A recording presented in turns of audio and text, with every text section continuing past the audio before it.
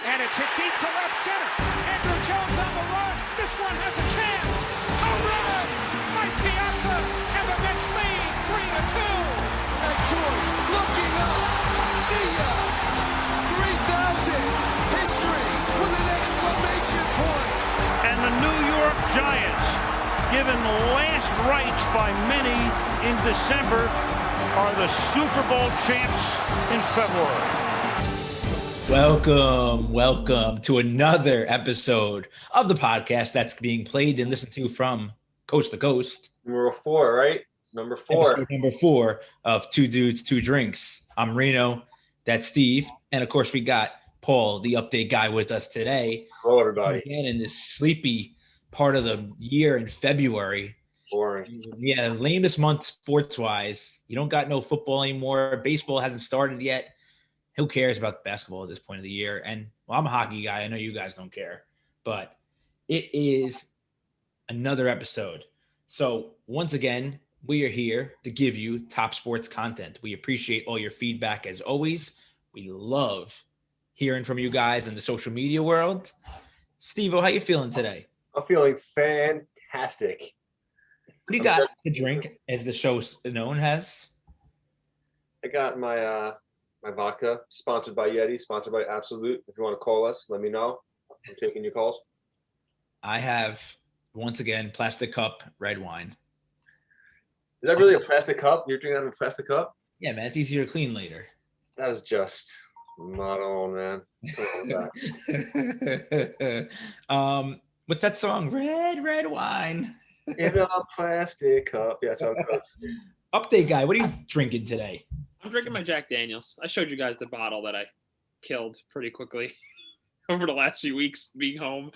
So yeah, I got my whiskey, my soda. Sure, just didn't evaporate from the sun or something?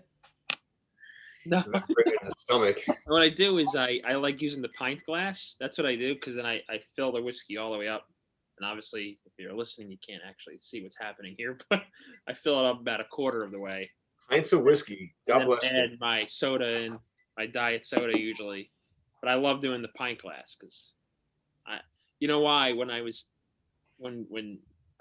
pre-COVID, when we'd still go to happy hour, I always got the double. You know, when I would order a Jack and Ginger, I always ordered a double, and they give it to you in the nice big pint glass. So yeah, it makes me feel like I'm still going to. Think of it a science experiment, Mr. Wizard. Remember Mr. Wizard, Steve? Yeah, absolutely. I like pint glasses because you can fill them up with more liquor, you know? Oh, yeah. Well, I like them. That's the point. Yeah. Who's Mr. Wizard? Mr. Wizard was a great show. I think it was on Nickelodeon, if I'm not mistaken. Channel 13 or Nickelodeon? I'm pretty sure it was on Nickelodeon. He was a science experiment guy. You don't remember? I don't remember anything like that on Nickelodeon. And I watched it was like some old dude and one kid would come to his house and they would just do experiments together. Pretty weird show, actually. He came to my elementary school. Don't know if that would fly today. Yeah. He came to my elementary school once, but it was like his assistant. It was pretty whack. Anyway, feedback from the last episode. The last episode, if you remember, people, was about top 5 sports moments. That insanity of Linsanity moment and Rex Ryan.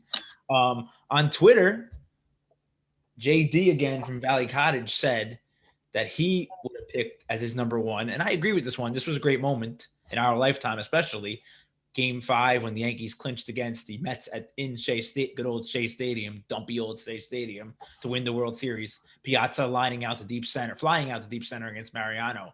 He even put the YouTube clip to show it. So thank you for that feedback. And a man from Yonkers named Rodriguez said that and this guy, you know, I'm not really a boxing guy, but I could see where he was coming from. And he said he was from Brooklyn. He said he would have picked the Mike Tyson. I forget who he beat, but it was his name when he won the heavyweight title. Maybe it was Spinks. Spinks, I was going to say that, yeah. He said, and this guy was from Brooklyn. So he said that was a big New York moment. Now, that was before my time, and I'm not really a boxing guy. It's a good pick. Yeah, everyone to each his own, and that's a good one. Steve, one of my friends actually texted me on the side. He's a Jet Met fan like you. Good old Carl, Paul. You know Carl. Carl, if you're listening, thanks for the feedback. Carl said that I'm a Jet fan, but man, that was a waste of a first pick, he said, for the Rex Ryan press conference. A lot of people said, what a waste of a pick. Well, what's your first pick, Carl? Oh, yeah. I don't know. And no, gentlemen, you got me. How old is he? He He's around my age, 32, probably 33. Sure. Sorry, I'm showing his age out. I can't imagine what it is then. Get what? Getting Yeah, Santonio Holmes? Getting Santonio Holmes. Is that what it is? What is it? What? I don't know. But Getting Brett Favre? What? I mean, What it is could be know. well, they didn't. I was gonna say it could be the divisional rounds going to the AFC Championship. I mean, those are big. Oh, when we got our hearts broken by the Steelers, dude, that game murdered me, man. I was in Florida at that time. It broke my heart. Pissed me off for the rest of the day. 85 degrees and sunny, and I was pissed off. Who's the coach? Big Pudgy was the coach. Paul, what was some of the Instagram? I saw some stuff on Instagram. What about Instagram? Anything there? Or Facebook? Yeah, but did I mention the last episode? People mentioned the Jets divisional round playoff. That was a big one. The Boone home run came up a couple of times from people. I mean, anyone in my age group, I feel like the Boone home run was huge. In the That made his career, Aaron Boone. Yeah. I'm trying to think. Honestly, a lot of the ones, the Jeter relay play. So a lot of the same ones we talked about. So nothing that different. Just right. I thought Steve was going to roll with the Jets divisional win against the Patriots because that seemed to be the Jets fans who responded. That's what they mentioned. I mean, I would have done that over stupid Linsanity. I still have lost sleep over that. Yeah, I like Linsanity. I thought that was a great thing. That was a groundbreaking. I was with Steve on that one. I was really with Steve on that. I listened again, and you said, "Oh, it helped Time Warner." Who cares about Time Warner? Who cares? If you were living in a city at that time, which I was, and you had Time Warner and couldn't watch the game. It was complete bullshit that you couldn't watch the games on Time Warner. Yeah, I think my cousin had that issue. Yeah, it was like mind-boggling. I was like, "What? It's like, what kind of world is this? Where you can't watch MSG on cable?" You know what I mean? So anyway, we appreciated all the feedback we got. Any text on the side, yes. So always give us feedback. Also, give us reviews, whether it's on YouTube, Apple, Spotify. I think you can give reviews anywhere. You can give a review or a like. Hook us up. We love feedback. We love to know what you feel about the show and chime in on our arguments. Now, speaking of arguments, today's going to be a little different. We will talk about the Super Bowl that just happened this week at the end in our 2-minute drill segment. But and I have a lot to say about that. But today we're going to do something. It's February. It's not a good month in sports, as we've stated. Boring month. Football, yeah, like I said, baseball's not hitting yet. The balls are just starting to get rolled out, not really playing yet. Football's done, and basketball, hockey are in mid-season, not much going on. Oh, this year it's kind of. Did you guys hear what they're going to do, by the way, with the tickets? They're going to let like a modified amount in. Yeah. And they charge like a ridiculous amount of money for like just regular tickets. The Nets, right? Or they're going to let in like 1,000 people, whatever, and all those 1,000 people are going to be all the nice seats. There's not going to be any like bleacher seats anymore. Or in basketball, there's not going to be any bleacher seats in basketball. Up in the top, you mean? Yeah. Yeah, like all the seats are going to be premium, plus a premium on top of that because the owners got to make their money somehow, and it's price gouging basically. Yeah, I don't know. But anyway, today, since we're in the boring month, we got some ideas to get you through this boring month in sports and the crappy weather that's going on right now. So today we're going to introduce you to some sports movies. We are going to have a sports movies draft. Even update guy Paul is going to join us today for this draft. We are all going to try to pick our favorite top 5 sports movies. Now, we might not pick our top 5 because somebody might take one of our picks. It's going to be like an NFL, NBA, whatever sport draft today. So we are going to do that, and we are excited to do that. And we are also going to tell you a bit about the movie. I don't think we should spoil the endings or the movies, right, Paul and Steve? I think we should just. I think all the movies that we're going to be talking about are well past. There's definitely spoilers. You have to. I mean, yeah. If you haven't seen the movies by now, then like. All right, I get it. I get it. I don't know how to help you. So anyway, we could say spoiler warning before we start. Spoiler warning, yeah. So there's a spoiler warning. You might find out some of the movie endings, but I feel like a lot of these movies, a lot of sports movies, I think, like. I can name a few. I think I haven't thought about it. I just thought about it this now, but I could probably name 1 or 2 sports movies that are like all-time classics, not just sports movies classics, but are like all-time.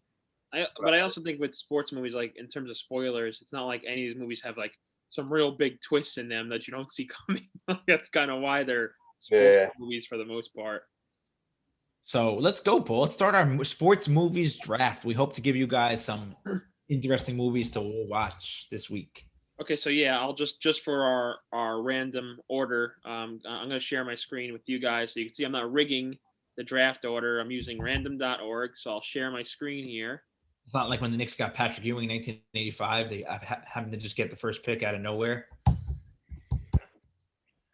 Patrick Ewing. We should have a conversation about Patrick Ewing and how he's not a head coach in NBA yet. It's also a reference before my time. Yeah, Paul doesn't get that one. I mean, I'm alive, but okay. So here, so you can see I got Paul, Steve, Mark. We're gonna hit randomize, and let's see. We've got Mark with the first pick. I have the second pick, and Steve has the third pick. But like we said, we'll do a snake draft. So then in the second round, Steve gets the first pick technically. So he'll pick twice in a row. And then Mark, you'll technically pick twice in a row the next round. You know what I mean? So we'll go back and forth. I'll always be in the middle. So we'll just have to keep track of that. So you guys see that? So I can get rid of the screen. So Mark. I get the first pick. I'm excited. Yes. No, and that was what I was hoping wouldn't happen. The Jets got the first pick this. Oh, sorry, they didn't get the first pick. For the record, I think based on what we've said in the past, I feel like Mark and I are going to be competing for some movies. Yes. So can I take with the first pick of the draft? Can I do it? Yeah. All right. First pick. Don't you want a timeout? But before you pick, don't you want to like preface like your picks and like talk a little bit about like your mind frame going into it and like what you were like thinking about? You know what I mean? Okay. Thanks for the good questioning there, college professor. Thank you. I'm thinking about movies that gave you emotion, whether happy, mad, sad, whatever it may be, right? Movies that have classic characters in them, whether true or not, or based on a true story or not. Movies that had, those great quotes that you can repeat and use in life. Paul knows I love to quote sports movies. Paul, actually, little side fact, his best man speech to me was all sports movies. That's beautiful. It was actually really cool. I compared Mark's marriage to his wife to an inspirational sports film because he was the underdog. Were you like, and I did get a standing ovation, Mark. You got to sit there like from two. You got to stand it up, huh? Like two people. From two people. And he ended the speech by quoting Rocky. He said, "No, Mark, you did it." So, right? That's what you said, right? Yeah. All right. So the movies like just the characters, obviously the plots, the story's got to be good, or else it's not gonna be a good movie. A little humor involved. So, my first movie. This might surprise you, Paul. Field of Dreams. Okay. I mean, so many good things about that movie. First of all, I'm not even getting into the ending is great. I'm not even getting into that. I actually like much before that. I love all the characters. Paul knows I love Terrence Mann, played by James Earl Jones, who's supposed to be like a ripoff of J.D. Salinger, I think. You're a lit major. You know that, Steve. Yeah. I love Terrence Mann's character. I love Ray Liotta as Shoeless Joe. Okay. Famous line when he first meets him and he asks him about the lights. Oh, the owners thought it'd be good for fans. And he goes, "Owners, good for nothing," or something like that. I love that line. I mean, it's definitely a tear-jerking kind of movie. I love who's my favorite character? Moonlight Graham. The Cats with the Dad. That's not even. I mean, I know a lot of people love it for that. I love it just for the whole movie in general. I love the Moonlight Graham character when he goes back and meets him when he's an old man, and he tells him, "Son, if I had been a doctor for 5 minutes, that would have been a tragedy." That's my favorite. That's just great. It's great. Yeah. I mean, nothing like a summer night putting on Field of Dreams. I hear you. I definitely. It's not one of my top 5 favorite movies, but it's definitely. I don't want to use one of Carton's terms, trademark, but it's on the Mount Rushmore of sports movies. I think Field of Dreams, but not my favorite. But I do like it though. I respect it. I respect your pick. Yeah, I mean, I love it. I love it from top to bottom. Great movie, great acting, great everything. Stole my first pick. I stole your first pick. Sorry, Paul. And just to go off what you're saying, Field of Dreams does a great job showing why baseball is such an important part of like American culture and American society. Oh yeah, that's definitely like a baseball lovers movie for sure. Like that's the baseball lovers movie. Like everyone dreams about making a baseball field in the back of their house and like playing there with their kids. Like yeah. I mean, and then at the end when he says, and his dad says to him as he come back to life, he says, "Is this heaven?" And he looks around, he sees his wife, his daughter, he sees the field. I mean, and then They have the catch. I mean, and then there's the cars all out. I mean, it's just a bit all the way out there. It's amazing, amazing. I love that movie. I mean, I can quote it all day. It's just a beautiful movie. And I like in the intro too, Paul, with when he says his dad raised them, and he said, "Well, some kids went to bed with Mother Goose. I went to bed with stories about Babe Ruth. I want to say Ty Cobb, maybe, and the great Shoeless Joe Jackson." One thing though, in historical inaccuracy, I think Ray Liotta does not bat whatever Shoeless Joe. I forget what he bats in that movie. He bats the wrong side because he couldn't learn to bat. Whatever, I forget what it is, righty or lefty. Obviously, righty or lefty. He bats the wrong way because he couldn't learn. But who knew Ray Liotta would become a crazy mobster after that movie? They need to come up with a better movie about Shoeless Joe. Like a movie about Shoeless Joe. There's 8 Man Out. That's about all of them. Yeah, but that was. I mean, I don't think I've even watched that. Like, I think I tried to watch it once. It was dry. It was very dry. Yeah. So who was next, Paul? I think me. I'm next. Also, the other thing I'll say about Field of Dreams is that when James Earl Jones gives that whole monologue at the end about that's great too. baseball being a part of American history, and it's great. I mean, it's awesome. Yeah, nostalgic movie. You took my first pick, but I knew that was going to happen. So this is basically your second pick right now. You found your second. Well, pick. would have been my second pick probably, yeah. So my first pick in our draft here will be Rocky.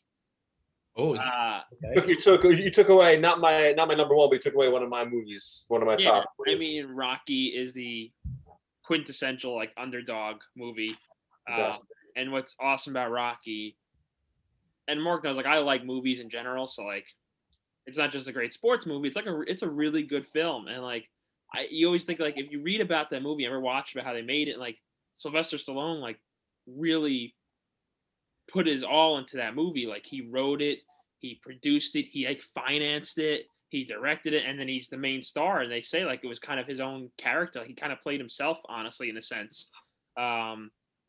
So and then like the music, like, it's just such an iconic movie, and I feel like it also does a really good job like reflecting like Philadelphia in the 1970s. Like it's just a cool movie. It's not just inspirational, and you never feel like when you watch Rocky, at least I don't. So many sports movies, even Field of Dreams, can be like a little hokey at times and corny, Yeah.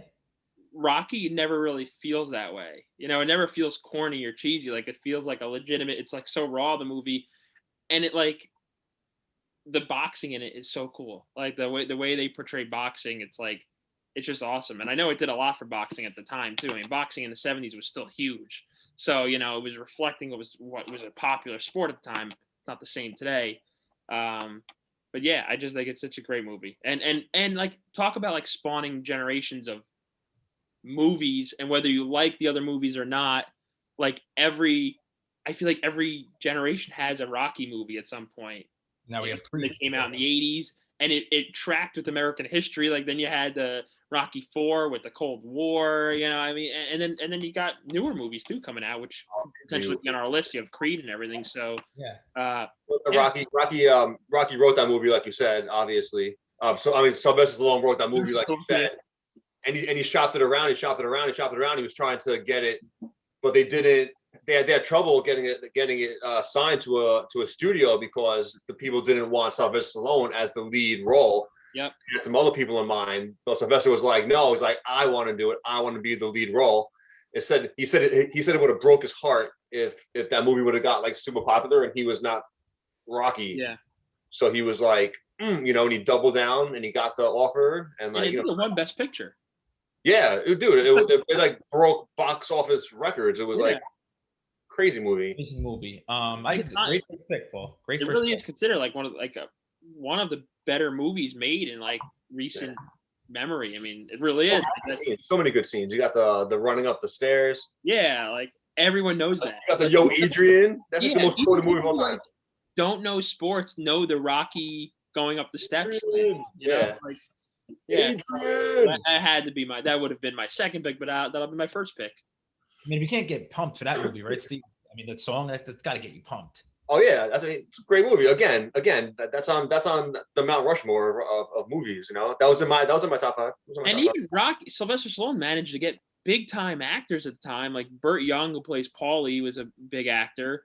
Talia Shire was famous, and then who plays Mickey? He was famous. Burgess Burgess Meredith. Meredith. Like, I mean, it was like I think that cast at the time was crazy. So it was awesome. Yeah. All right.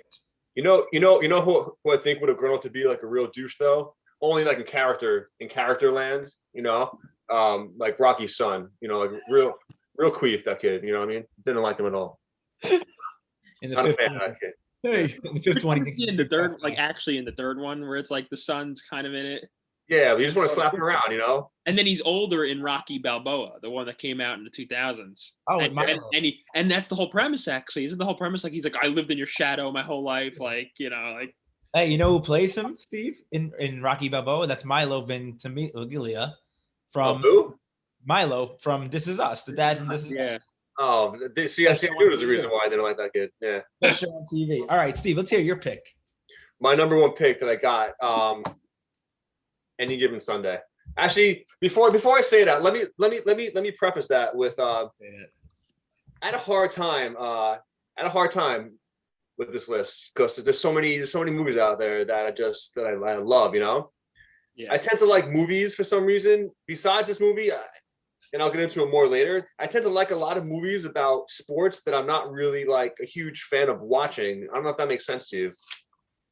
You said yesterday. I get what you're gonna say. Yeah, I'll get more into that later. Another theme that I saw with the movies that I picked in my top 5, besides Rocky, a lot of them were, if not all of them, are from the 90s.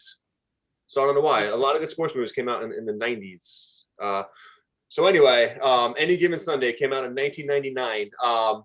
Oliver Stone produced, which tells you right there that it's like just an epic movie, so many stars in it that I had to write them down because I was just like overwhelmed. So we have Al Pacino, Cameron Diaz, Jamie Foxx, Dennis Quaid, LL Cool J, James Woods, Jim Brown, LT.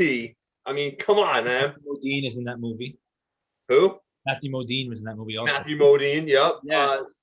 Yep. You're right. A couple other random ones that I didn't even like that I left out. That was just like Bill Bellamy's in it. A-. You know what I'm saying? Like all these stars though, like top quality. Just from a movie point of view, like straight up entertaining, like great entertaining movie. It feels like ESPN could have produced it. It was like I felt like I was watching like a giant like Sports Center movie the whole time. It was just like flashy, had all the good elements in it. Had Dennis Quaid as the Asian quarterback against like the up and coming guy in Jamie Foxx. Had Al Pacino as like the crusty coach. A la Bill Belichick now. Bill Belichick is basically Al Pacino now. They're just cranky, miserable. They don't have a star anymore. LT is LT. Just a great movie. LT, right?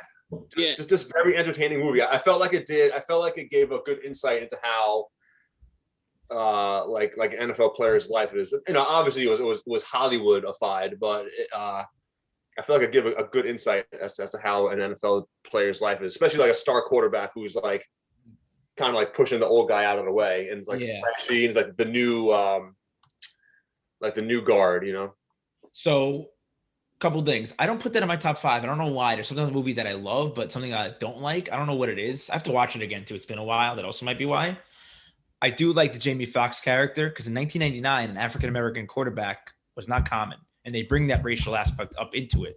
So they weren't scared to go at things that's why the NFL didn't approve that movie because of all the drug use, the way the players were acting with their wives and stuff, and I'm pretty sure there was like cheating and things like that going on. Yeah, they're doing drugs and stuff and forcing LT on the field.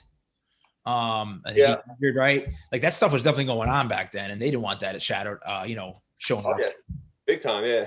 Oliver Stone's known for those types of movies, though, right? Yeah, JFK, like I think Natural Born Killers, I think was another one of his. Platoon did. Platoon, yeah. What was Jamie Foxx's character's name? I know it. I just want to quiz you, Steve. Willie Beeman, Stephen Willie Beeman. It's a good movie. I just don't know why it doesn't hit the top 5. I don't know. What do you think, Paul? Because you're, It's a gritty movie. It's like really gritty, and it's Steve's right. Like, or whoever mentioned, like the NFL didn't really approve it, but like, come on, we know that's what was going on in NFL locker rooms. But you also didn't mention that it does have that great Al Pacino speech, like the Game of Inches. Yeah, that's the great. That is a pretty good. Like the best thing about sports movies are those speeches in the locker room. Yeah. That's a good one. You know, life is a game of inches, and you got to fight for each inch. You know, so it's got that. That's a great moment in that movie. I don't think it would be on my top 5 either, because it's almost too realistic for me. I don't know. Like it's like I don't get inspired watching it. I don't get that sports reporter that's supposed to be like Jim Rome. He's like a jerk. He gets thrown down like Jim Rome. The guy from Scrubs. I forget his name. He was I don't know the actor. Yeah, but you know what I'm talking about, right? Yeah, like a lead doctor on Scrubs, and he was always trying to get the scoop, and they push him down the stairs. Remember? Yeah, James Wood literally plays himself an absolute a-hole. Like that's who he is in real life, like an absolute jerk, and that's what he is in that movie. Like it's so funny. Yeah. Some of the people are playing. What is the other member? LL Cool J with sunglasses. Years back, wasn't there going to be it had a couple episodes. There was like a show on ESPN. Playmakers. Had a full season. That was kind of like Any Given Sunday, but it was NFL told them get rid of the show because it was showing things they didn't want. It was going into a lot of different. That is what happened. Omar Gooding was in it, baby. Omar Gooding. Yes. Good call. NFL can do whatever they want. They can be like, yo, shut it down, and they'll be like, yes, sir, NFL, whatever you want.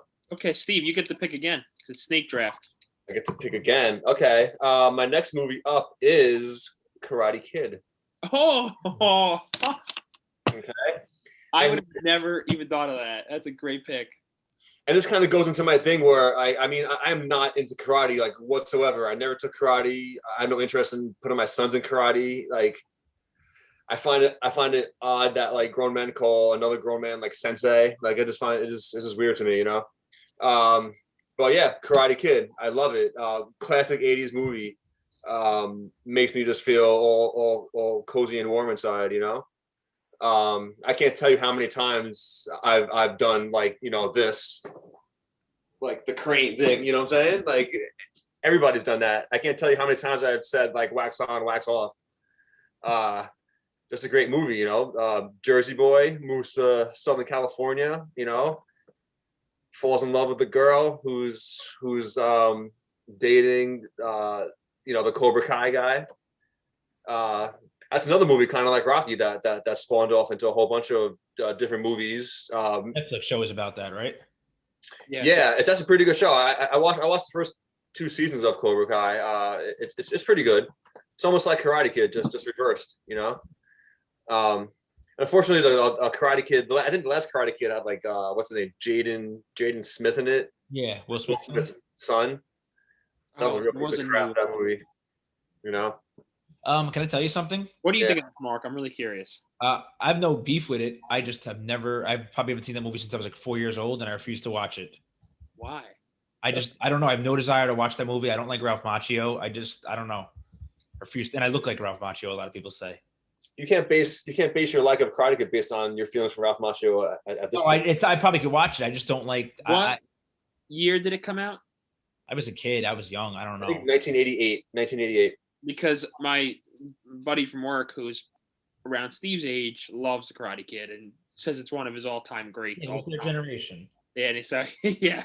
I mean, I love Karate Kid too. I would have even thought of it as a sports. I mean, it is a sports movie, but I just never even crossed my mind. Yeah, it's a good movie. I can't. I don't know. I have no desire to watch it. Mark doesn't like this pick, Steve. No, I don't hate the pick. I understand why he picked it. It's not my type of movie. Okay, I respect your decision. Maybe I should watch it one night. I don't know. It's been years. I think because I was younger one time. I remember I was walking down our steps and it was on, and I got scared of that Cobra Kai guy, and I went upstairs, and I don't think I've ever been able to watch it since. So it's just one of those movies that's. I mean, at this point in my life, I've seen it so many times that it's just something that I'll put on in the background that I'm just like, yeah, I know it. I know it back and forth.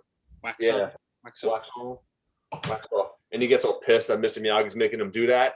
And then when he's in it, what's his name's trying to hit him, and he's like, you know, like doing the wax on, wax off blocks, you know, good stuff. I mean, it's definitely like an '80s classic. So you know, I'm not knocking his pick. I know it's a good movie. I don't know. I just have no interest to ever watch it. I don't know. Well, then I'm sorry that you feel like that about Karate Kid. You know, I'm sorry. Go watch the Jaden Smith one, all right? Let me know how it is. Am I now, Paul? Am I going now? No, I go. Oh, you snake draft. So I was first. Sorry, I'm getting then you'll go 2 in a row. I'm like the Browns. Right. My second pick. I'm really thinking about this because there's one I really want, the one that Steve made fun of us in the group chat about. I don't think I'm going to take it. So I might leave that on the table. I'm going to take. I'm like looking at my list here. I'm going to take Moneyball. Oh, Nice. That was almost in my top 5. It didn't your make second favorite sports movie is Moneyball? I'm gonna. You know what it is? I was afraid you might. I just it aged so well. It's a great movie. But it has aged really, really well. And I'll tell you why. So I just want to look up the year it came out. I just need to know for the sake of this. 2010, if I had to guess. 2011. Yeah. Okay. My thing about this movie is when it came out, I liked it when it came out. It's Aaron Sorkin. He's like a big writer. You know, he's written a lot of big movies. It shows. But when that movie came out, Mark had a lot of shit to say about it. He doesn't remember this. And he said, I don't care about Billy Beane and the A's. The Yankees were doing that. We're doing Moneyball for the A's, and we're doing analytics. And if you look at the year the movie's based on, and that whole year with the A's, yeah, the Yankees were not doing. They were still spending huge money. So to say that they were doing that before, and it just, I'm not saying they weren't doing it, but the A's had no choice. They had to do. They were the ones that really started this. Not started, but really, they don't say Billy Beane started. This crap form of baseball. But anyway, continue. Yeah, but here's the reason why I think it's such a good movie is it really does show the conflict. Like it was kind of a precursor to the conflict that is taking place in baseball now, the analytics versus the old school baseball guys. I mean, that movie, you see the struggle between Billy Beane and the old school baseball scouts in his organization, but they have no money. And it does a really good job showing that. And at the end of the day, I hate to tell you, analytics have won. I mean, most teams have embraced it now. Whether you think that's right or not, that's not what I want to get into. Like, I'm not debating that right now, whether analytics is good for baseball or not. But the movie showed this is what was taking place in this organization. And it was kind of a microcosm of what was going on in baseball and what's going on in baseball today. And it's just a really good movie. Brad Pitt's awesome in it. Jonah Hill plays the little analytics nerd. And there's a good movie within the idea of it's about baseball, but there's a good movie there too. Philip Seymour Hoffman plays the manager. Wow. His name, yeah. And I don't know. I maybe it's not my second favorite sports movie of all time, but I want it to be in my top 5 because every time I watch it, I learn more and more. I'm like, wow, this really is what's happened to baseball now. I really like the movie, but he goes at it with the baseball scouts. They hated him in his organization. That's how. Yeah. Like the old school scouts, they hated him because he was a guy, and they were used to the status quo, and they were like, "Who is this guy?" Paul, I never hated that movie. You're very. No, you didn't hate. You're right. You didn't hate the movie, but you bashed. But from very early on, when the movie first came out, you bashed the concept that the A's were like these pioneers of. I don't want to get into it. We get up the air one day or on another episode, but I there's reasons why I'm never mind. Well, that's not. This is about movies, not about stats. Well, I targeted Mark and I went after him. That's fine. People need to come after me. Steve hasn't gone after me yet. It was a good movie, but I didn't like the sub story with his daughter and everything. It was cute. You didn't like that? It was sweet. I mean, the whole premise though, because Billy Beane was, he needed to succeed at something. He needed to succeed because he had never really been successful in his own baseball life or baseball career. And he succeeded at being a great dad. So cute. Too bad he didn't win a World Series. You know what I mean? I bet he would have gave up his daughter to win a World Series. Oh, but I thought you said championships aren't everything. Oh yeah, I was gonna say it doesn't matter. I'm speaking for Billy Beane right now. I'm speaking as Billy Beane. I'm making a Jeremy Lin biography because that 2 weeks was so amazing. But anyway, Paul, can I go? Yeah, it's all you now. Number 2, Miracle. Just watched it last night too. You're gonna say that. Miracle. Good one. Good. First of all, what I love about that movie is the profile of Herb Brooks. Herb Brooks is a freaking amazing coach. I mean, what he did with that team, and that's a true profile because that movie mirrors the HBO documentary that they did before that movie came out. HBO always has great sports documentaries, by the way. How and why he picked the players. I don't need the best players. I want the right ones, he said to the Olympic Committee. All right, great line. His speeches, his team building, his two monkeys trying to humble football. You guys look like. What team do you play for? I mean, love that movie. The historical aspect is great too. They really cover, even in the intro, they show you the whole 70s, like the end of Vietnam, the Nixon, what do you call it? Watergate scandal, right? Then Jimmy Carter, Gerald Ford in the budget issue, and then Jimmy Carter, and then the disco wave. They give you that historical time point leading up to 1980. Throughout the movie, it's not like the historical thing just weighs in the background. They bring up what's going on with the gas crisis. You know, the assistant coach and the doc are waiting in line to get gas. They bring up the Iran conflict. I mean, there's how the boycotts of the separate Olympic Games. So I love the historical. I mean, if you're a history teacher, Paul, I think it would be, if you were teaching that time period, that movie would be fun to show some clips of, I think. I don't know, but this is not an educational podcast, so we'll move on from that. Puts you in the time period well, state of the economy, like I said, all that stuff. The war with the Soviets, who we play in 1980. One of the things I love about that movie is the rivalry between the different colleges. They show that the BC guys didn't like the BU guys, or the Michigan guys, the Wisconsin guys. Really good. Jack O'Callahan gets into a fight with, I can't think of the other guy's name, but they brawl in the beginning because they hate each other from college. Side note, college hockey is big time. Like, if you ever go to games, it's really good stuff. But the one player they profile the most that I love is Jim Craig, the goalie, and what he was going through in that time. He could have gone to the NHL to play for the Atlanta Flames, not the Calgary Flames, the Atlanta Flames. And he had lost his mom, but she wanted him to play in the Olympic team. She wanted that for him. So he did it for her. And, him and his dad were struggling, but he did it. And they wound up, we know the rest of the movie. They struggled through Sweden. They beat the Soviets. And actually, this relates to my number one pick for top sports New York moments right there. You think any Russian players got killed over that? There actually was a 30 for 30 that talked about them. No, they didn't get killed. It was boring. I didn't like that one. But anyway, great movie. And I love the last line. Herb Brooks died when that movie was being created. I think he died in a car accident, if I recall. Definitely got messed up. Yeah, it was very random. And it said that at the end of the movie, it says he didn't see the movie, but he lived it. So, I mean, you can't go wrong with Miracle. You guys got any beef with me? Anything you want to say about that? No, to say anything else would be un-American. Yeah. No, it's a good movie. Good movie. Solid movie. I don't hate it. I hate that movie. No, I'm kidding. So you hate it, huh? Steve said that. No, it would have been. It's in my top 5. Yeah. It does a good job showing like the. And you talked about this when you talked about how it was a great moment in sports in the last episode, our last podcast. But what's cool about it is like, they took all these college kids and they faced off against like these Russian professionals.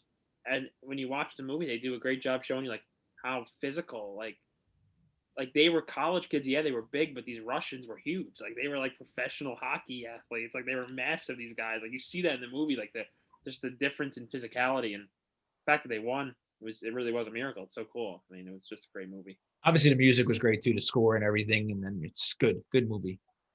Good movie. I really want to know what happened to those Russians after they lost. There's a 30. There is Mark's right. There's a 30 for 30 about it. Definitely disgraced at the very least. They were disgraced. No, they were treated poorly, and they won a silver medal too, which is like still amazing. But they still got. Yeah, and everyone forgets the USA had to go play another game. Yeah, and they don't really touch on that in the movie, except for they show it real quick. They beat Finland, I think. Yeah. Yeah, they had to beat Finland after they beat the Russians. That's nuts. It's like the same thing with Buckner, the Buckner play. Everyone thinks the Mets won the World Series. No, they won the next night or 2 nights later, Game 7. It's like some of those moments in sports you forget about. So. Okay, Mark, you get to pick again you get to start us off with the third pick. Drumming it out. Rudy. And now I'm getting mad because my entire list is dwindling away. Steve's mad. He hates Wait, you know what, Steve? That's what I'm gonna say. Let's go. If you have any beef with picks, let's go at it after. Like if you have major beef. I just want to make it quick because I think he's gonna really go off on. I mean, how can you not go wrong with Rudy? I mean, once again, I know, and Steve's going to say, there's a lot of fall. I know what you're going to say, Steve. There's a lot of things didn't happen. Fine. It's based on a true story. Not everything's going to be perfectly true. All right? One of my movies that I picked is loosely based on a true story. That's what I mean. When they make these movies, of course there's going to be things they make up. But, I mean, there's so many things in Rudy that you can't – I mean, as somebody once said, you can't you don't have a pulse if you don't like Rudy. You don't have a heart if you don't like Rudy. I mean – it's a great, although my buddy Matt I used to work with at my old school, he hates Notre Dame. He said he was the only person in the theater rooting for him not to get into the game. But anyway, I mean, unless you went to, I mean, can I finish my solo? That's what I'm talking about Notre Dame fans really quick. Like, Okay. who are you? And like, why are you a Notre Dame fan? Unless you went to Notre Dame, like, why are you a Notre Dame fan? I can't answer that question. I don't know. Yeah, I'm not. I just mean you in general. You know, like, what are you a Notre Dame fan because of Rudy? Because I can't see any other reason why unless you're a front runner and like popular teams. Why else are you a Notre Dame fan? Well, those people They know a lot of Notre Dame to fans. get into the movie. In the movie, Why? they lived in. They're in Indiana. You can't like a team like closer to you. You know what I mean?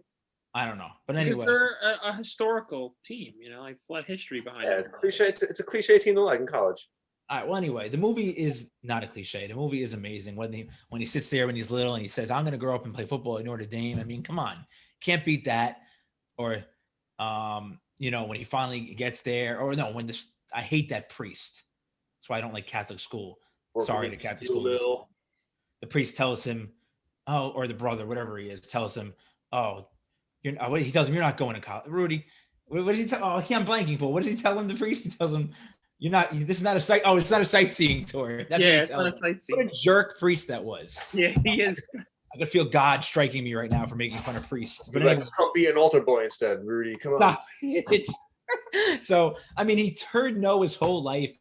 I think his brother really didn't have the negative impact on him like they make it look like in the movie. Fine, but I love when he gets there and he walks onto the field.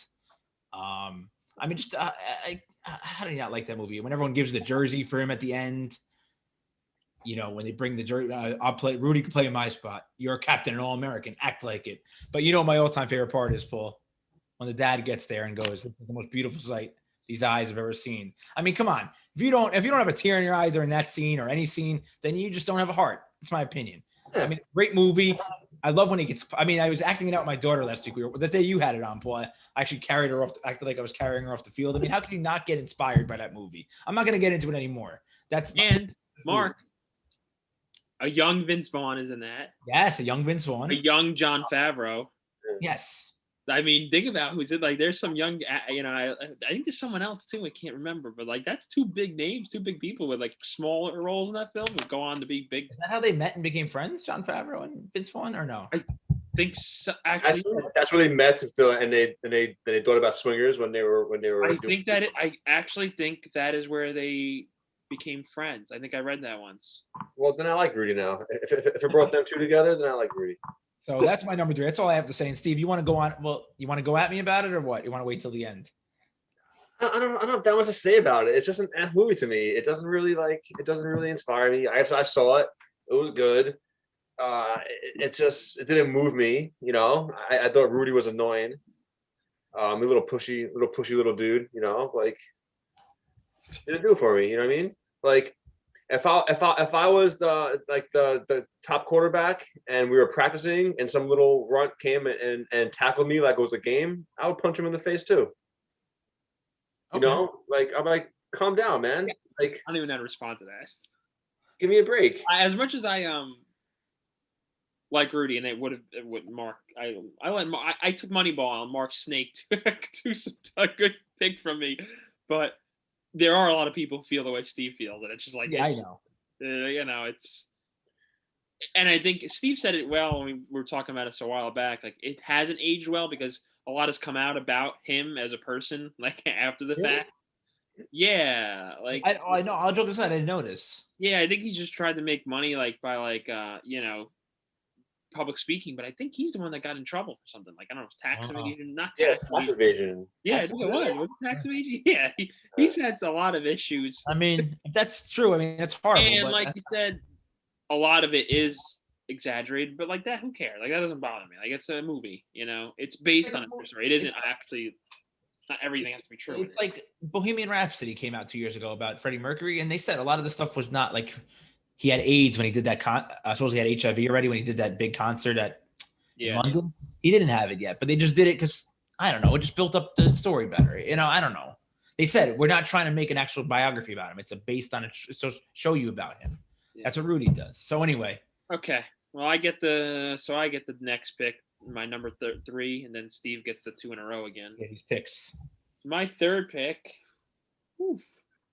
What did I do already? Now I got to remember. I did Rocky and Moneyball. Yeah. Damn. It's like, because there's a lot of good ones. You know what? I'll go the more historical route. I'll take 42. That was on my list possibly. Yeah, I'll be honest. I haven't seen it in a while. But from what I remember watching that movie, and I've seen it multiple times. Well, first off, Chadwick Boseman's in it, who's gone now. He's the one who just passed away a couple months ago. He's the guy who played Black Panther, and he also played he's been in a bunch of stuff. But anyways, so it's great. Got a great performance. Harrison Ford is great in that as Branch Rickey, yeah. It's about Jackie Robinson. Like, you know what's one of my biggest takeaways from that movie, and I remember Mark and I talking about this. You don't realize how much baseball has changed in terms of not just, I'm not talking the ground breaking race barrier. I'm not even talking about that, just the game itself, like how much Jackie Robinson stole bases and how much they moved. Like, baseball's not played like that at all anymore. Now it's hit a home run and that's it. And the amount of movement that took place on the between the bases, that like doesn't exist anymore. Yeah, but give him I didn't know respect. that about Jackie Robinson. I didn't know that's how the game was played. I mean, he just drove the pitchers nuts, Jackie Robinson. He drove them crazy. And I did not know that. And I remember, Mark, you knew that. Like, you were like, yeah. I was like, that's how he played and the Negro Leagues played. The white baseball was, that's what it was, Major League Baseball. Right. Station to station. Okay. But he, first to second, not really. He and the Negro League players brought that in. Oh, okay. That's why that guy you see that scene where a pitcher, like, he's in minor leagues and he's playing against, I think it's like a scrimmage with the Dodgers. Yeah. And he gets agitated. I think it's Kirby Higbee. He gets agitated with him because he's not supposed to be doing that. And he uses, a racist term that I'm not going to repeat. But he, they weren't used to that, the white players. They had to adjust to him. And of course, 40, the movie, they exaggerate things. I know the scene where, I think the scene's, is it exaggerated where Pee Wee Reese? Yeah, Pee Wee Reese, I don't know. Like puts his arm around him and they wave to the fans, because they were like yelling at him. Oh, that was his boy, Pee Wee Reese. Pee Wee Reese went out of his way to make Jackie Robinson feel comfortable. So I've heard different conflicts about this. So listen to this. So Rachel Robinson is the wife, who's still alive. She has said that's not true. She said that he never put his arm around it. Yes, that's right. But then I was watching, it was last week. That there was a relationship between him and Jackie. I don't know about that. Now I'll tell you this. There absolutely was a relationship between Pee Wee Reese and Jackie. I don't know if that's Jackie Robinson called out the other players and said, leave him alone. Pee Wee Reese, you mean? Pee Wee Reese called out the other players and said, leave Jackie alone. Yes. The interesting thing is saw when they officially retired number 42 in 1997. They did it at Shea Stadium, actually. I'm reading online. They were close. All right. Maybe they were. Not close, but Reese was a big supporter and a good, everything says that they were. People say that was, I don't know, that was written into the script to make, I don't know, go down the road of why. I'm reading. Yeah, no, they say that they were definitely. I heard Pee Wee Reese interviewed, though, in 1997 when Jackie Robinson had his number retired, and he said he put his arm around him. I don't know. According to Rachel, no. So I don't know. We'll never know. We weren't there. I'll believe the guy who was on the field with him rather than his wife, who was like doing wife things in the stands. I don't know. But anyway, I chose it because honestly that wasn't originally on my top 5, and then as I'm looking through this list, I'm like, what? It's a great movie, great historical movie. I mean, it's not the best sports movie ever, but like, I mean, it is a great story. Like the whole story about Jackie Robinson is great. So yeah. And there's so much more to learn about him. Like, it's just. Yeah. Like I said, I picked up more from that movie than I ever knew about Jackie Robinson. So. All right. Steven. And the last thing is like just how many people, like even if it's made up to Pee Wee Reese or Branch Rickey, like Branch Rickey did really he put his ass on the line for that. Yeah. I mean, Jackie Robinson, of course, put his ass on the line the most. Like, let's not take anything away from Jackie Robinson, but you needed people like that to make those decisions. At that moment, Branch Rickey had more to lose than Jackie Robinson did. You know what I'm saying? Yeah, in a sense. So. Yeah. So. All right. You get the third. You get 2 in a row now. Well, based on your guys' picks already, like you guys seem to like movies that are like historically based, like give you a little tear jerker. I might divert just to feel better. I might I might be changing course my next couple of picks, my last two. Maybe Yeah. actually. Anyway, that being said, I tend to like movies that are a little bit more entertaining, you know. So that being said, my next movie that I pick is White Men Can't Jump. Okay, I had a feeling he was going to pick that one. I knew it. Yeah. Thought that was in your wheelhouse. Going with my theme, came out in 1992. Just a great movie. Something that I would like to do more research into is that LA like street basketball.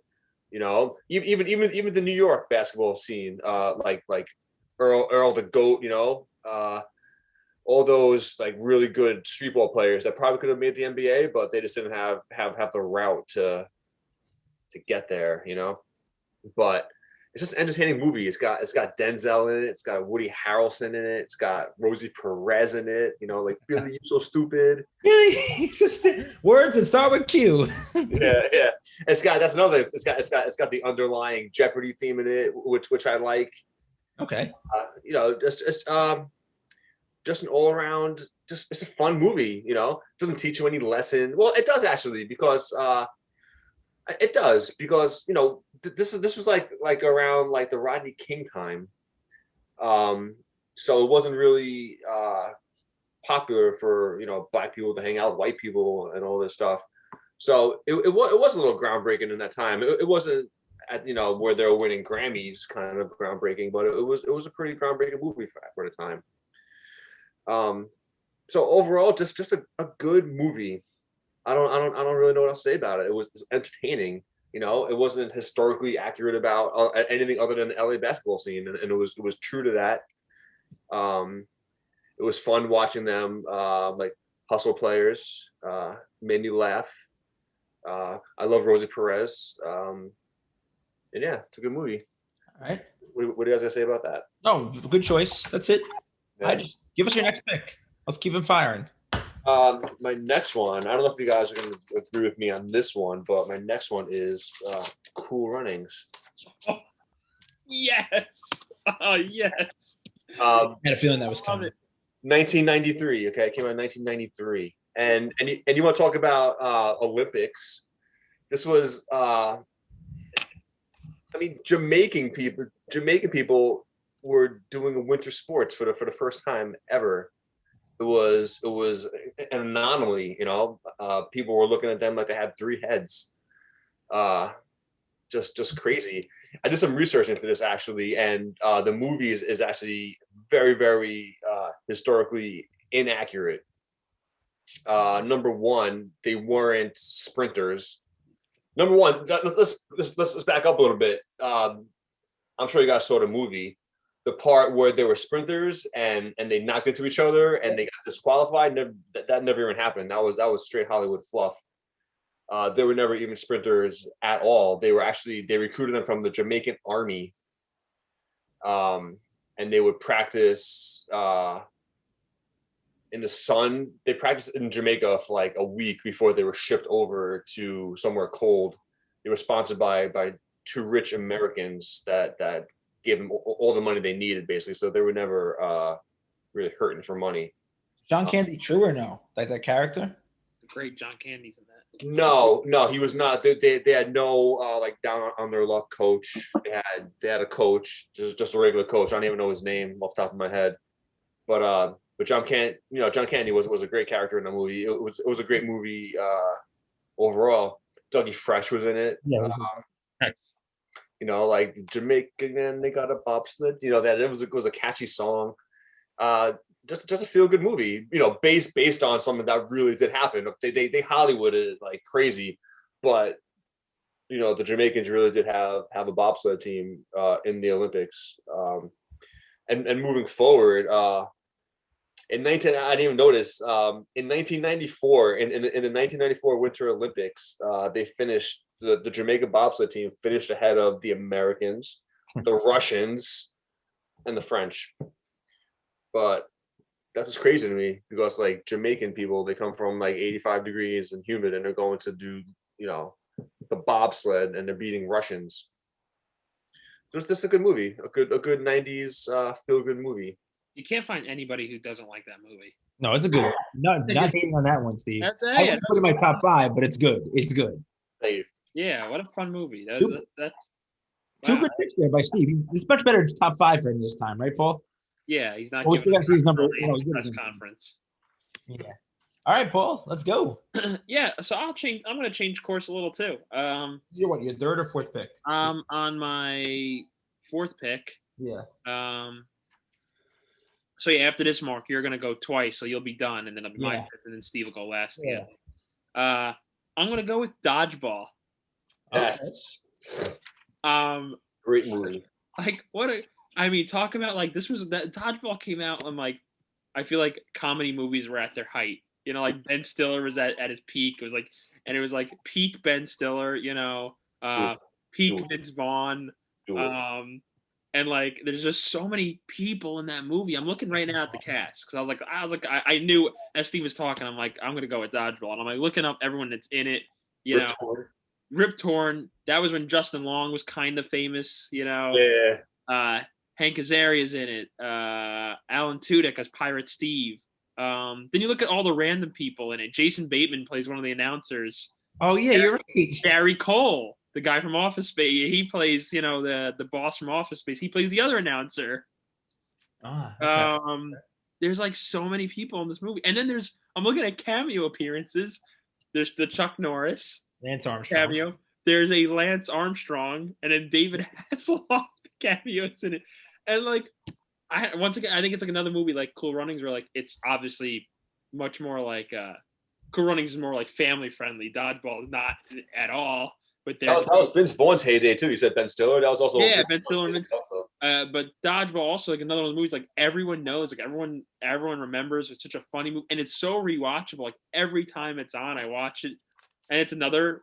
You know, I mean, it's literally called The Underdog Story, and it's such a great the best. There's so many scenes you think of. Like I always think of the scene when he's Rip Torn's throwing the stuff at them, the wrenches. Yeah. I get this stare. Like I'm laughing thinking about how funny that movie is. The best part is Ben Stiller when he's like, "Do it." Yeah, do it. Yeah, do it. Yeah. I love it. Dude, great movie. F.U. Chuck Norris. Yeah, it's just awesome. And this was when I envisioned us doing this episode the other day. I'm thinking like, what's gonna be my top 5? Are we doing a draft? I never thought about putting Dodgeball, but I just feel like I put some more serious movies, and then I'm like, Dodgeball is a great sports movie. Everyone loves Dodgeball. Now you can't really play it in school. Well, now in my high school where I teach, the gym teachers just come up with a different name for it. It's still Dodgeball, but they just have a different like name for it because technically you can't play Dodgeball anymore in school. When I was in middle school, Dodgeball was like there was no talk of getting rid of Dodgeball at all. You know, Yeah, like Dodgeball in my gym class was like deadly. They still play it. They just now they call it, at least in my school, they call it Castle.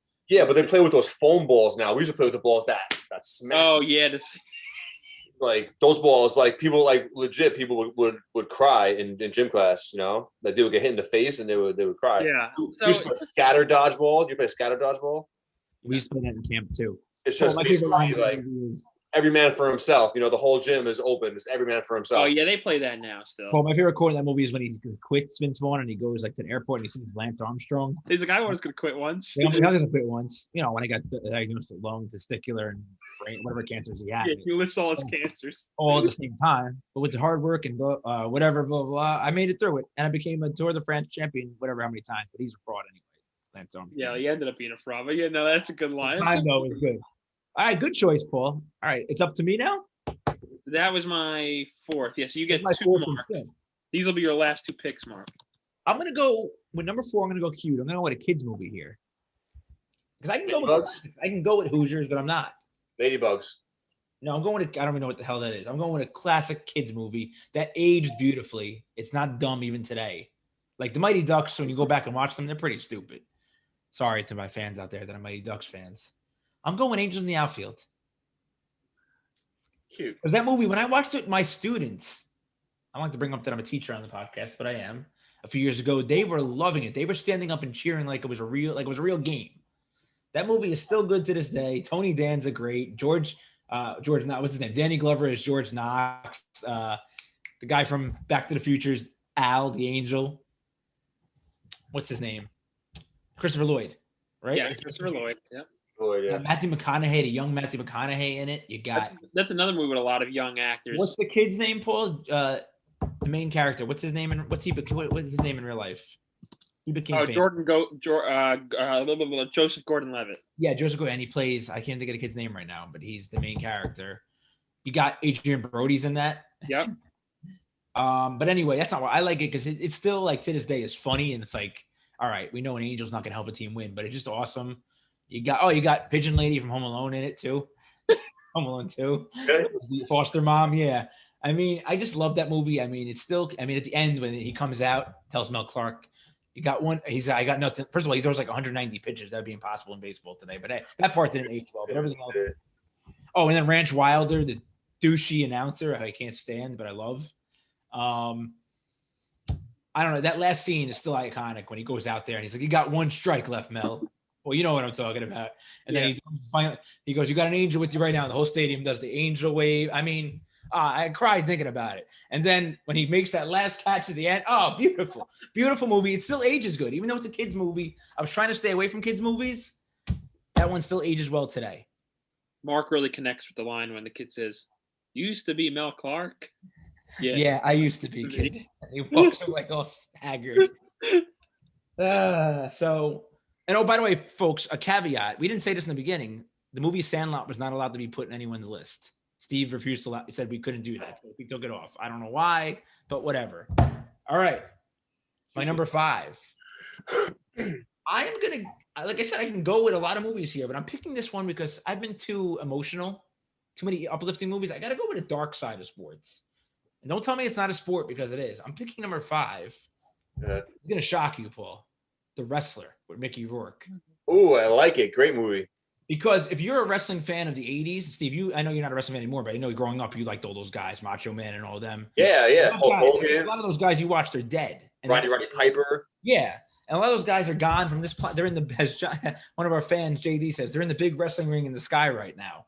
And it's because of the lifestyle they live. And that movie shows that lifestyle. And if they did survive the 80s, that movie takes place in like the late 2000s, I think.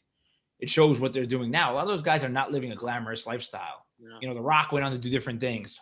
John Cena goes on to do different things. The wrestlers now. The wrestlers in the 80s had no out, as Roddy Piper once said, had no exit plan. So their life was wrestling, and if they weren't in WWF anymore or WCW, the big organizations. Oh yeah, they got used and abused. They used and abused. They wanted the crappy independent organizations. I mean, that movie is what they call art imitating life. Yeah. And there's plenty of guys that were life imitating art. Like if you saw a Scott Hall documentary a few years back, he was literally that movie at that time.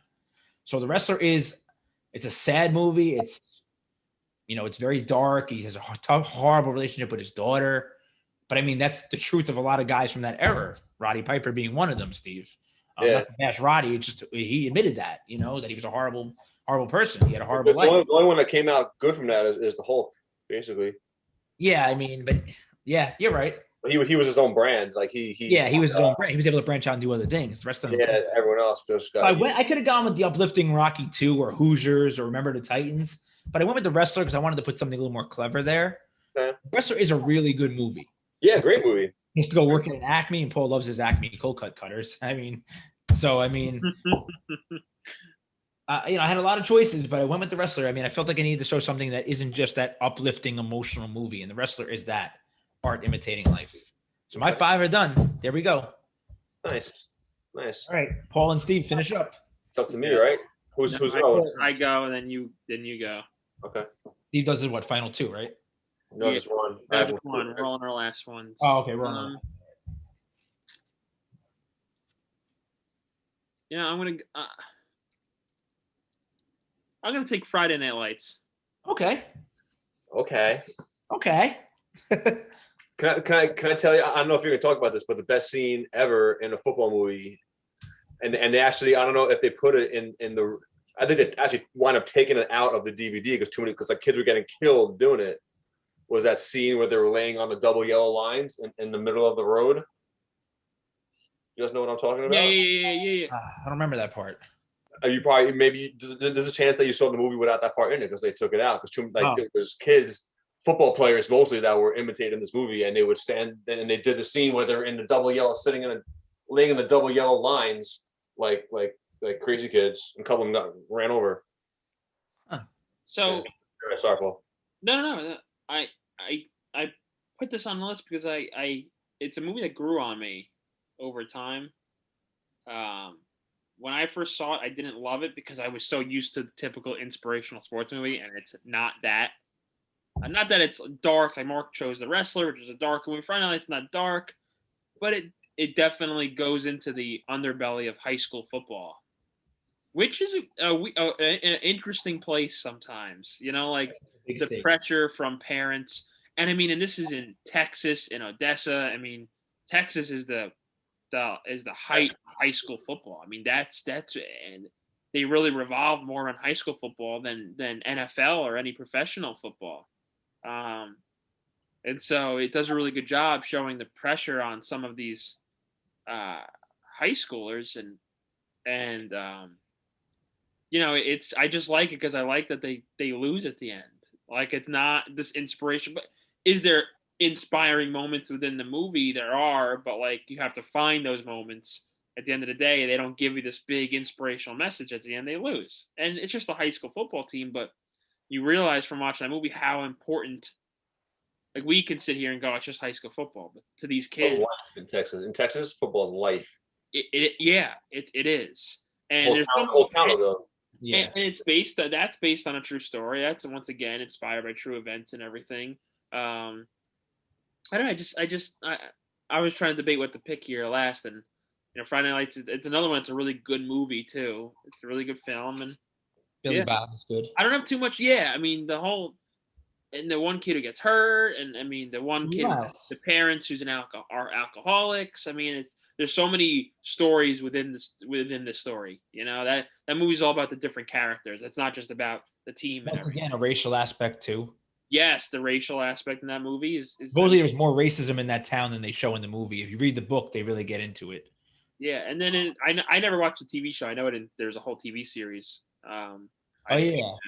That's supposed to be good too, but I never saw that. Early edition. I don't have that much to say about it because it's just a different type of sports movie, and I think it grew on me. And I think that movie aged pretty well too. I think some sports movies don't age as well, and then some do. Yeah. All right. I think people are starting to look for sports films that aren't the typical inspirational story. That's why like The Wrestler was so big when it came out a couple of years ago, because there was the other one that I don't think Steve's gonna think. Wasn't there the Fighter too? That was another one. Yeah. That was kind of similar. I don't know. I don't remember that movie. It was Christian Bale was in it. Well, anyways, it's another one where it's like I think there is something. I think it's kind of inspirational. I think more sports movies now are kind of getting away from always trying to have this cheesy inspirational message at the end. I mean, there's been so many sports movies now. You're gonna have to try to rewrite the right. So. Oh, there's so many movies that could. There's so many stories that could be made into sports movies now that haven't been made yet. I feel like they haven't been made. Like we were talking about this, there hasn't been a really good sports movie in a long time.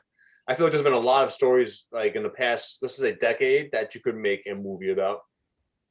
Yeah. You know, you can make a Tiger Woods movie right now if you wanted to. You know, you can make a Jeremy Lin movie. You know, all right, get your last pick. Let's go. All right, get your last pick. All right. Before I tell you guys my last pick, I want to give you guys some honorable mentions. Varsity Blues, I almost picked. Major League, I thought one of you guys were going to say, but you didn't. I was considering it, but no. I thought you didn't. Thought Mark was going to pick that. Yeah. Semi-Pro, I thought was a great movie about the old about the ABA with Will Ferrell. You guys never saw that movie? Nah, terrible. I thought it was funny. Space Jam was just like. And now they're coming out with LeBron. For people my age, that was I loved Space Jam. That was my generation. You were 30 years old when that movie came out. Yeah, and I was like 6, so I really loved Space Jam. It was good. All right, give us your fifth though. My fifth one, Blue Chips. I like Blue Chips, but I would not put that in it. Okay, I'm not ripping you. That's a good movie. Tell me why you put it in top 5. Other than like the plot, I like the plot. Like I like Nick Nolte. I've always liked him as a character. Okay. I like that Shaq's in it. I like that Penny Hardaway was in it. I was a big Penny Hardaway fan back in the day. The Hornets, Charlotte Hornets. Magic. Magic. I'm sorry. Who did they that was on the Hornets? There was the other guy, Grandma. Oh, Larry. You're thinking of Larry Johnson, Grandma. Larry Johnson. Yeah. Yeah. It was just a good movie. It's about boosters and the and like these donors paying for players to get recruited to their college team, and that stuff still happens today. We talk about real movies, like that stuff still happens. Like players and coaches to this day still get in trouble for taking donations. Is that Nick Nolte? Nick Nolte was the coach. That was trying to. That is a great movie. I haven't seen that in a long time. I haven't seen that movie in a really long time. Yeah, it's one of those movies that I just can't find. Like, it's not on Amazon. It's not on Netflix. It's never on TV. I see it. I feel like I see it all the time on TV. I never see it on TV. Back in the day, Paul and I used to watch it. Oh, totally. Yeah, that's why I'm like having like as you're talking about it, I'm having like deja vu. I'm like, oh my god, I remember. Because I was like, I don't know, Steve. I wouldn't put it in the top 5. I wouldn't even put it in the top 10, but it's not a bad movie. I struggled with my top 5. I really did. Like, I like a lot of movies, but there's not a lot of sports movies. Like, I couldn't find a top 5 that was like open and closed. So Steve, I did get some feedback on Instagram from people. I don't know, like that movies that people sent me that they thought are good sports movies. A League of Their Own. Okay. Mentioned Hoosiers came up a lot. Okay. And then pretty much actually everything we mentioned. Oh, Creed. Okay. Not bad. I thought about putting, but once I had Rocky, I was like, I can't put Creed, but Creed I thought was great. So, but that came up too. I got an interesting honorable mention. So, League of Their Own, I thought someone might put. I got an interesting honorable mention, Steve. You like this movie? I got an honorable mention, and I don't know if it's considered a sports movie though. Finding Forrester. That's not a sports movie. No. I mean but as I watched it and that movie aged well. I watched it about a month ago. That's great movie, but not sports. But no, Steve, he uses basketball to get out of his current living setting. Don't you? And his lifestyle. Don't you think that's part of the movie, sports? I know what you're saying, but I mean, I guess he played sports. He played football. I was gonna do that to be cute, you know what I mean? But I didn't do it. It's good you didn't. We would have laughed you off this podcast. All right, Paul. Let's jump into the 2-minute drill. Yeah, we'll make it quick. Wrap it up. I don't even have a 2 minute. It was just what were your thoughts in the Super Bowl? Steve, you can start. Boring. It was actually the lowest rated Super Bowl since Joe Namath played in Super Bowl III. I thought it was extremely boring. I thought the halftime show sucked. I thought the commercial sucked. I liked it just because I like football. I enjoy football games. I enjoy watching football, but like the Chiefs scored 6 points. Like they didn't score a touchdown. 9.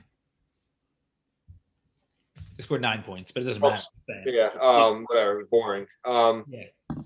I'm sure if you're a Bucs fan, you loved it because the Chiefs got shut down.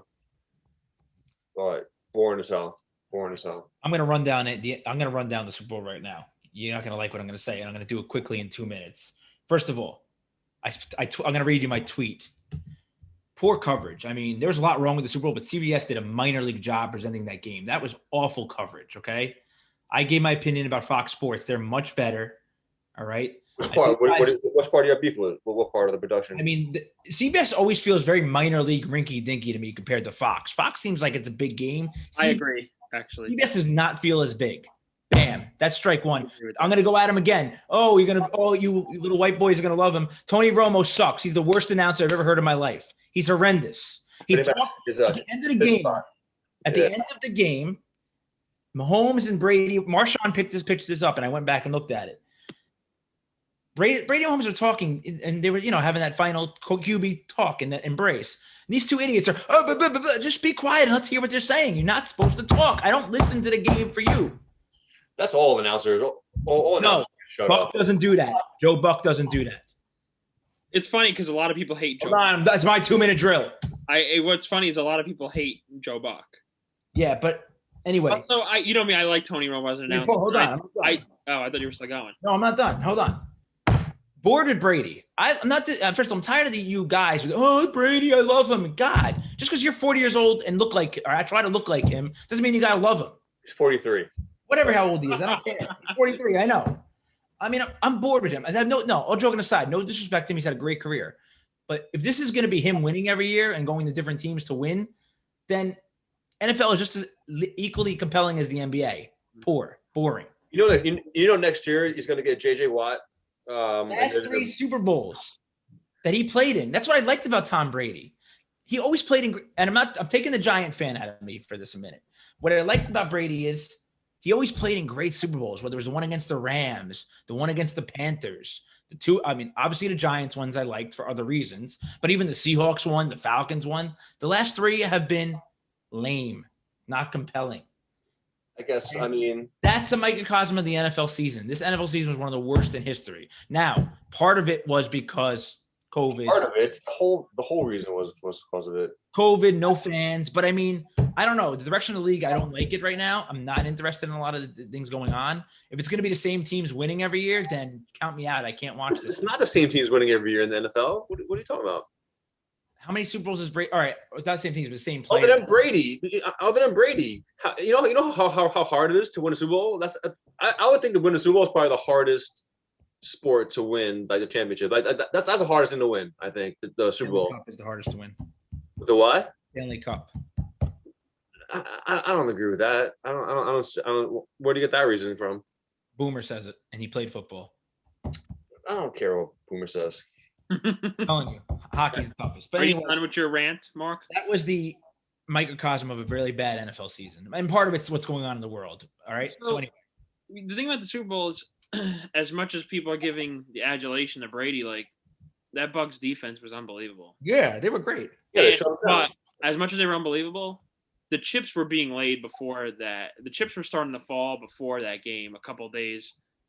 That when the Kansas City offensive line was a disaster because the guy got hurt in the Green Bay game, not in the Green Bay game, the Buffalo game.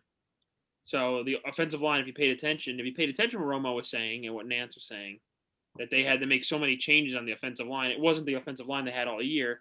And that's the thing with the Chiefs. And people said this. I don't think they had to face a lot of adversity all year.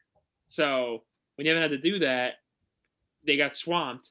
I think, and it has been talked about, I think the whole situation with Andy Reid's son getting that accident, I think did have some bearing on it. And that was I'm not bad. making excuses. I think the Bucs were the better team, but I think there was some stuff going on there. Distractions never help a team. When Eugene Robinson got caught with a prostitute in the 1999 Super Bowl with the Falcons, they played horrible. Right. Raiders went AWOL, same thing. Distractions don't help a team. And once again, poor coverage. CBS didn't bring that up until 3 minutes left of the game. That's bad. That's what I say. As much as I've enjoyed listening to Tony Romo this year at some games, I did think they did a pretty bad job. Horrible. But it's hard to do a game when a team's getting blown out. Like it's hard. But the coverage of Andy Reid's son was horrible. They waited to the last couple of minutes. It was pretty bad. But like I said, I don't know there's how much you can do at the end when a game is that bad. Like that game, they never felt in at the Chiefs. I mean, everyone's like, "Oh, Mahomes can make a comeback in the second half." I was like, "This game's over." That game was over after I was snoozing the by second half. Yeah. quarter. I only stayed up because if the Bucs kicked the field goal towards the end of the game, I would have won a lot of money on a Super Bowl box. So I was like, "Oh, come on, just kick a field goal for an insurance, like insurance points," but they didn't. But yeah, I agree, Mark. You're right about most of that. But I think I really do. I think the Chiefs were distracted, and I think had to be. And I don't know. That doesn't mean they would have won, but. What did you guys think of Tony Romo's piss spot on his pants when he came back from break? Oh, I heard. I didn't.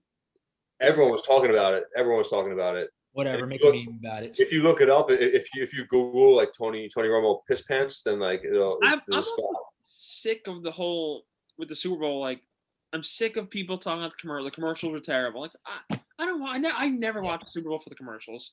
I never gave a shit about the halftime show. You did back in the day, though. You did back in the day. We know. We watch sports a lot, Steve. Steve, in our house, we watch sports. You watch it for the entertainment. We watch it for the games. Right. We always watch the sports. I mean, let's watch this. We didn't say, hey, let's watch the Super Bowl for the commercials. But anyway, back when the commercials were good, that was must see TV. You were watching the first commercial after the. Tired of people like that's what they're reviewing the next day. Like we're critiquing the commercials. Who cares? That's a big part of it. That's a huge part of the Super Bowl. But it shouldn't be. For better or worse, it is. All right, guys. Well, there haven't been good commercials in years now, so hopefully there hasn't been a good halftime in years either. Let's not get into this. I mean, Bruno Mars was a good one. He was good. J-Lo was a good one last year. Was J-Lo and Shakira last year? Yeah, they were great. That was a good one. The Janet Jackson with her nipple gate was a long time ago. That's 20 years ago now. Bruce was good a couple of years ago. All right. All right. On that note, gentlemen, great episode. People, please get at us. I know people now are going to probably go after me on Tony Romo because I know all you guys out there love him. Tell your friends. Tell your friends about us. Comment on our top fives. Paul, you'll present them on Instagram somewhere, right? And we'll definitely put it on Twitter. Yeah. Top 5 movies. Let us know your top 5s, what you think of our picks. And also remember, we have at 2 Dudes 2 Drinks on Twitter. We have an Instagram, same handle. And our email, you can always email us at 2 Dudes 2 Drinks, the number 2 at gmail.com. I'm Marino. That's Steve. Update guy Paul. See you guys next time. Later. Later.